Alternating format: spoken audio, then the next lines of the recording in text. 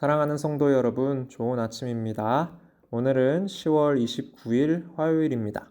우리 주님의 풍성한 은혜와 축복이 모든 성도님들과 함께 하시기를 기도합니다. 오늘 주신 말씀은 요나서 4장 1절부터 4절까지의 말씀입니다. 요나가 매우 싫어하고 성내며 여호와께 기도하여 이르되 여호와여 내가 고국에 있을 때에 이러하겠다고 말씀하지 아니하였나이까. 그러므로 내가 빨리 다시스로 도망하여 싸우니 주께서는 은혜로우시며 자비로우시며 노하기를 더디하시며 이내가 크시사 뜻을 돌이켜 재앙을 내리지 아니하시는 하나님이신 줄을 내가 알았음이니이다. 여호와여 원하건대 이제 내 생명을 거두어 가소서. 사는 것보다 죽는 것이 내게 나음이니이다 하니 여호와께서 이르시되 내가 성내는 것이 옳으냐 하시니라. 아멘. 지난 시간에 함께 읽은 요나서 3장은 니느웨가 악에서 돌이키자 하나님께서도 뜻을 돌이켜 재앙을 내리지 않으신 것으로 끝이 났습니다. 이어 오늘 읽은 4장은 요나가 매우 싫어하고 성냈다는 말씀으로 시작합니다. 요나는 하나님께서 니느웨를 벌하지 않으신 것에 매우 화가 났습니다. 2절을 보니 그는 내가 이렇게 될 줄 알았다 하며 하나님께 불평합니다. 당신이 워낙 자비로운 분이셔서 결국 니느웨를 벌하시지 않을 것을 알았기 때문에 애초부터 내가 다시스로 도망간 것 아니냐 따지고 있는 겁니다. 요나는 스스로 말했듯 하나님이 어떤 분인지 참 잘 알고 있었습니다.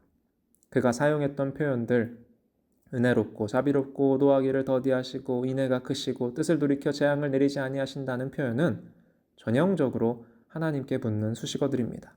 출애굽기, 민수기, 느헤미야, 시편, 요엘 등 많은 곳에서 그 표현을 찾아볼 수 있습니다. 지난 2장 물고기 뱃속에서도 요나는 시편의 언어들을 사용하여 하나님께 기도를 드렸었지요.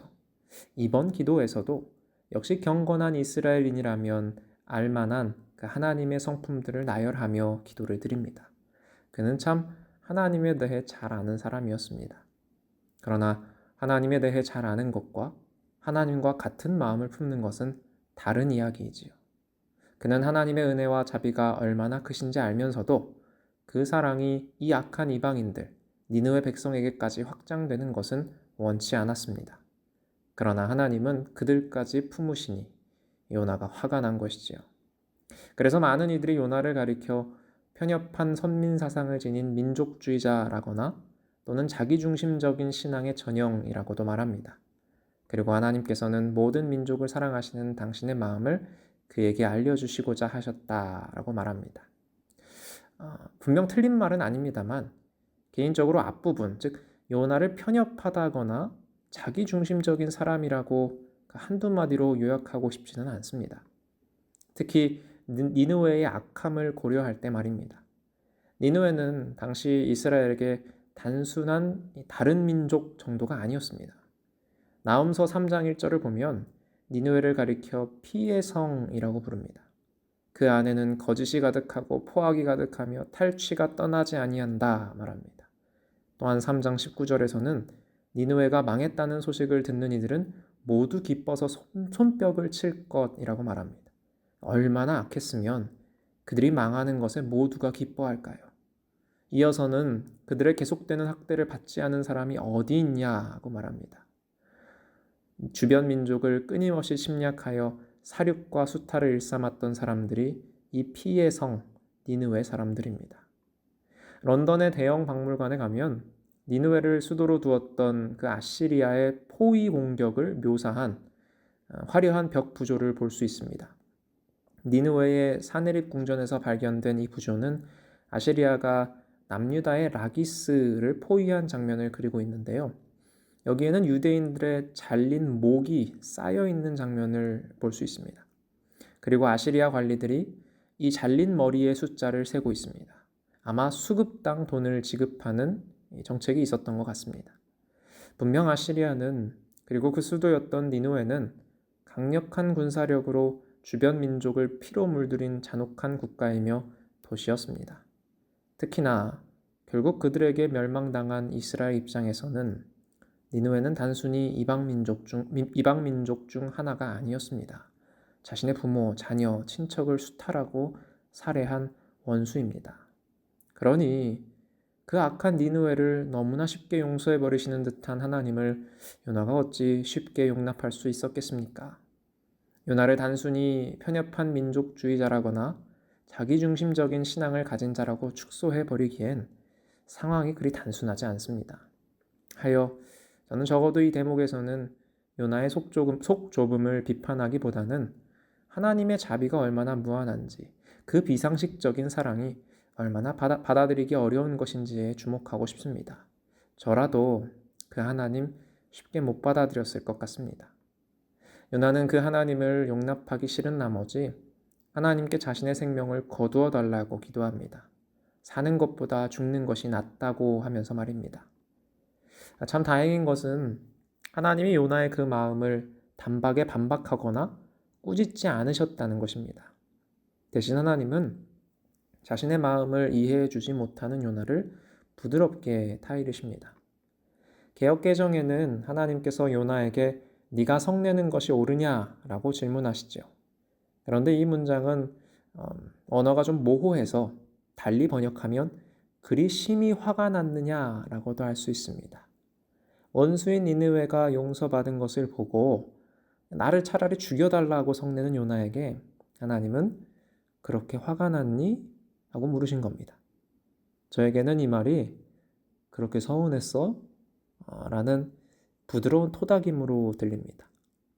마치 아픈 동생을 더 챙겨주는 아빠에게 심술이 난 어린 자녀를 그 아빠가 안아주며 그렇게 서운했어? 라고 달래는 것 같습니다. 어린 자녀가 아빠의 마음을 어떻게 다 이해하겠습니까?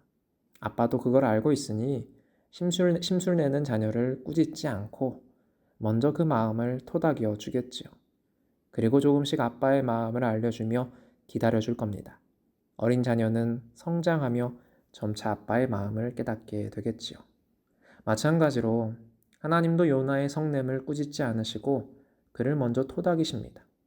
그리고 다음 시간에 볼 박넝쿨 이야기로 아버지의 마음을 들려주시며 그를 설득하시고 요나가 자신의 마음을 알아주기를 기다려 주십니다. 우리에게도 마찬가지입니다. 우리도 요나처럼 하나님의 은혜와 자비의 크심을 받아들이기 어려울 때가 있지요. 예수님께서는 우리에게 네 원수를 사랑하며 너희를 박해하는 자를 위하여 기도하라 하셨지만 그게 어디 쉽게 되겠습니까? 원수는커녕 같은 교회 안에서도 다툼과 갈등이 생기는데요. 때로 나를 괴롭히던 자들이 혹은 예수님도 믿지 않은 이들이 일이 잘 풀릴 때면, 그리고 반대로 나는 내 인생이 잘 안 풀릴 때면 하나님이 원망스러울 때도 있을 겁니다. 그럴 때 우리도 하나님께 이게 뭡니까? 하고 기도해도 괜찮겠습니다. 시편의 많은 기도들이 악인의 형통에 대해 불평하며 기도하는 것을 보면 그렇게 하나님께 따져보는 것도 괜찮은 걸 겁니다. 그리고 그럴 때 하나님 아버지께서는 우리를 꾸짖지 않으시고 요나에게 그러셨듯 우리를 토닥이실 겁니다. 그렇게 서운했냐? 하고 물으시면서요. 그리고 조금씩 모든 일을 사랑하시는 당신의 마음을 우리에게 알려주실 겁니다. 다 알아듣지 못해도 포기하지 않고 설득하시며 아버지의 마음을 함께 품을 수 있기를 기다려 주실 겁니다. 그렇게 토닥여 주시고 설득하시며 기다려 주시는 아버지 덕분에 그 마음을 날마다 닮아가 우리의 사랑의 범위가 넓어지며 중보의 대상이 늘어나는 우리 모두 되기를 주님의 이름으로 축복합니다. 함께 기도하겠습니다. 사랑과 은혜가 풍성하신 하나님, 주님의 사랑이 얼마나 큰지 유한한 우리로서는 그 무한함을 이해하기 어려울 때가 있습니다. 때로는 요나처럼 당신의 은혜와 자비가 너무 과한 것 같아 불만일 때도 있습니다. 왜 아직도 참으시는지, 왜 당장 악인을 벌하지 않으시는지 당신께 화가 날 때도 있습니다. 모든 사람을 구원하길 원하시는 아버지의 마음을 머리로는 이해하지만 마음으로는 이해하지 못할 때가 있습니다. 그러나 주님께서는 그렇게 부족한 우리의 모습을 꾸짖지 않으시고 기다려주시고 토닥여주시고 우리를 설득하시는 아버지이신 줄을 우리가 압니다. 아버지의 그 크고 넓은 사랑을 날마다 조금씩 더 깨닫게 하셔서 우리의 사랑의 범위가 넓어지며 기도의 대상이 늘어나게 하옵소서. 감사드리며 우리 주 예수 그리스도의 이름으로 기도드립니다. 아멘.